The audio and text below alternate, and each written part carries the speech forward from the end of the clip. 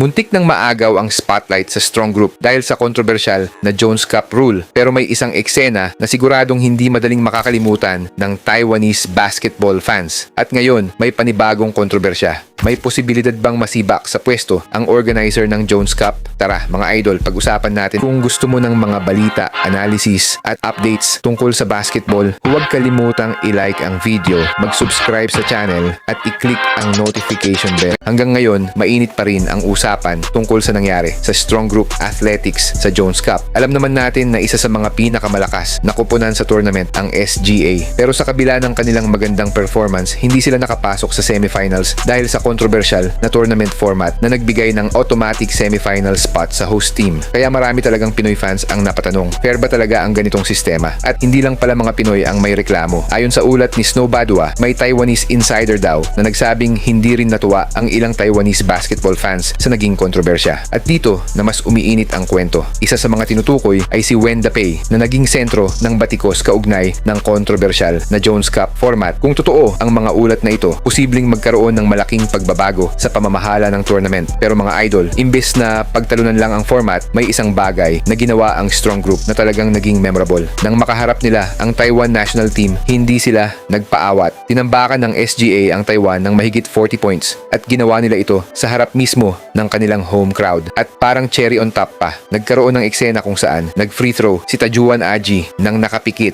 Siyempre, mabilis na kumalat ang eksenang iyon at naging usap-usapan sa mga basketball fans. Para sa iba, simpleng confidence move lang iyon. Pero para sa iba naman, parang naging simbolo ito kung gaano kalaki ang lamang ng Strong Group sa game na yon. At doon natin makikita kung bakit maraming fans ang naniniwalang deserve sana ng SGA ang mas mataas na pwesto sa tournament. Sayang talaga dahil kung performance ang pag-uusapan, ipinakita ng Strong Group na kaya nilang makipagsabayan at dominahin ang kompetisyon.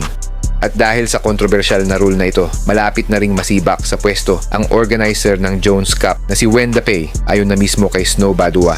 Ayon daw kasi sa Taiwanese insider ni Snow ay galit na ang mga Taiwanese fans kay Wen Dapei mismo dahil sinira niya ang reputasyon ng Taiwanese basketball sa binagong rule. Pero ngayon, isang malaking tanong ang naiwan. Pagkatapos ng kontrobersyang ito, babalik pa kaya ang Strong Group Philippines sa Jones Cup next year? O mas magandang humanap na lang sila ng ibang international tournament kung saan mas klaro at patas ang format? Kayo mga idol, kung kayo ang tatanungin, dapat pa bang sumali ang Strong Group sa Jones Cup next year? Comment nyo ang opinion nyo sa baba. At kung gusto nyo ng mas maraming updates at kwentuhan tungkol sa Gilas, SGA at international basketball, subscribe na rin kayo.